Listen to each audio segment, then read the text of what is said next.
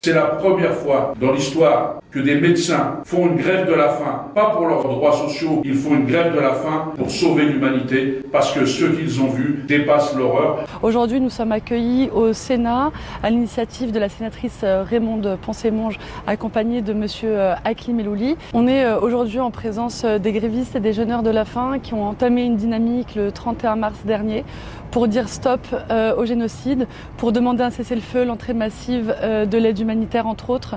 Il y a également Salah Hamouri. Nous sommes plus d'une quinzaine, journalistes, grévistes, membres de la société civile qui dénonçons ce qui se passe et qui voulons être entendus. Donc suivez-nous. Nous sommes un certain nombre de sénateurs, Akli, Thomas, Pierre. Que faire de plus pour arrêter ce génocide? Il faut dire le génocide en cours. Aucun territoire au monde qui est dans cette situation d'urgence absolue. On a aujourd'hui une situation dramatique et une France qui est à contre-temps. Et c'est la première fois que des gens vont mourir sur un territoire alors qu'à deux pas, ils ont tout ce qu'il faut. Les Palestiniens doivent se justifier d'exister. En fait, on doit toujours justifier l'existence des Palestiniens. Ils sont aujourd'hui victimes d'un génocide, on ne peut pas le nier. Cette grève de la faim vient identifier dans notre corps la position des Palestiniens qui n'ont pas accès à la parole, qui n'ont pas accès à l'eau. Je vais donner la parole, si vous voulez bien, à Ziad, qui donc ce matin a envoyé un message de Gaza pour nous. Nous sommes le mardi 22 avril 2025. La situation est dramatique et tragique dans la bande de Gaza. Je pense que ce génocide en cours, le seul but qu'il a, c'est de vraiment finir avec les Palestiniens et la cause palestinienne. Le pronostic vital du peuple palestinien est engagé. Un exemple, dans un rapport de l'ONU, il y a une pyramide des âges des victimes des bombardements qui correspond exactement à la pyramide des âges de la population. Cela a été interprété comme une preuve de bombardement indiscriminé. Malheureusement, face à ce génocide, une grande partie de la presse française préfère le confort au courage. Honte au silence des médias complices. On est en train de voir actuellement en direct une civilisation en train de disparaître sous nos yeux. Des gens d'extrême droite qui empêchent toute prise de parole en accusant les opposants à cette politique génocidaire d'être des antisémites. Mais c'est évidemment une escroquerie intellectuelle.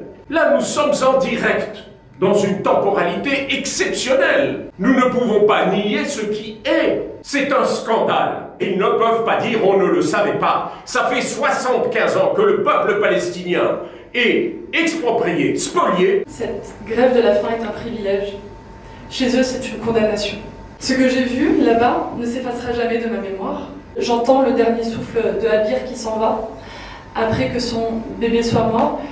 Je parle et je pense toujours à Mahmoud qui, après un bombardement où il a eu la jambe délabrée, il a reçu 2 balles de drone, 8 ans Mahmoud. Une dans le cou et l'autre dans l'abdomen. Il est trop tard.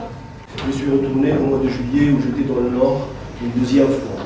La chose qui a changé en moi, c'est de plus en plus de dégoût de vivre alors qu'il y a une population qu'on est en train de génocider. Je dis à M. Macron, à Mme Yael Braun-Pivet, qu'est-ce que vous allez faire pour empêcher que des dizaines d'enfants, de femmes et de vieux soient massacrés entre aujourd'hui et demain?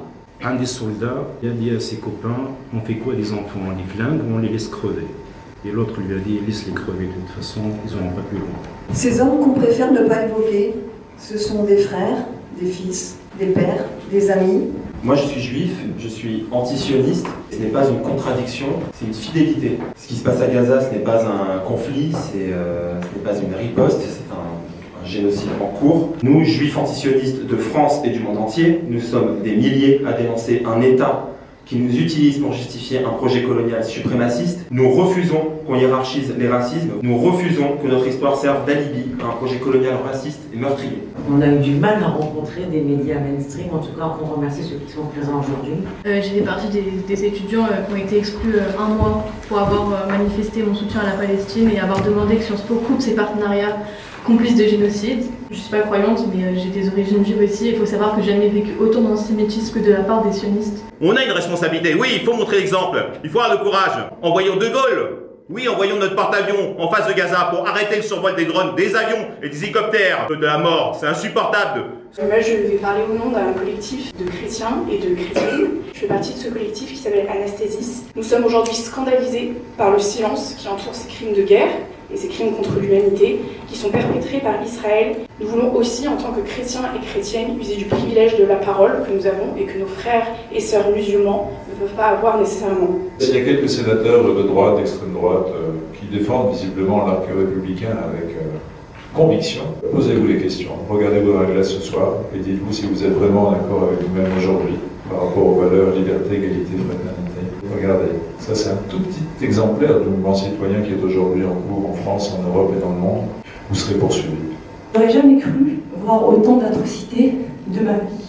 Juste en lisant ce que je vois devant moi, donc le 15e article de la Déclaration des droits de l'homme et du citoyen, la société, les citoyens, ont le droit de demander compte à tout agent public de son administration. Je crois que nous en sommes là. J'ai cru comprendre qu'un des travaux des députés, c'était de vérifier que l'État appliquait le droit. J'imagine que du côté des sénateurs, c'est pareil. Donc quand est-ce que les commissions, pour vérifier que le droit, qui aujourd'hui doit s'imposer à chaque politique aujourd'hui en France, soit appliqué, et quand est-ce que les sanctions vont commencer à se mettre en place, en tout cas les poursuites judiciaires par rapport à ceux qui n'appliquent pas le droit. Nous sommes ce que les Juifs appelaient les témoins des témoins, c'est-à-dire que nous devenons témoins par votre témoignage. La grève, déjà dans le monde syndical, c'est le dernier recours des salariés en lutte. La grève de la faim, pour le coup, c'est le dernier recours du dernier recours. Et merci pour cette action. Il faut que tous les pays occidentaux se ressaisissent sur la situation puisqu'il y a un affaissement global de l'Occident que la Palestine révèle aujourd'hui. Et surtout pour rappeler aux États partis de la Convention de la CIJ et de la CPI qu'en tant qu'États partis, signataires, ils auraient dû déjà prévenir le génocide en cours. Ils doivent tout faire en termes d'action pour l'arrêter. Sinon, on devient, quand on est État parti, on devient complice du génocide. Alors le Sénat qui, il y a un peu plus de 10 ans maintenant, a voté à l'unanimité une résolution pour la reconnaissance de l'État palestinien. Je rappelle ça parce qu'aujourd'hui, on peut s'interroger si on posait ce texte-là en l'état, si le vote serait celui-là. C'est dire comment, malheureusement, les choses se sont dégradées sur cette question-là. Et là, on est dans une dynamique non violente. Mais si les dynamiques non violentes ne fonctionnent pas, 1789 reviendra.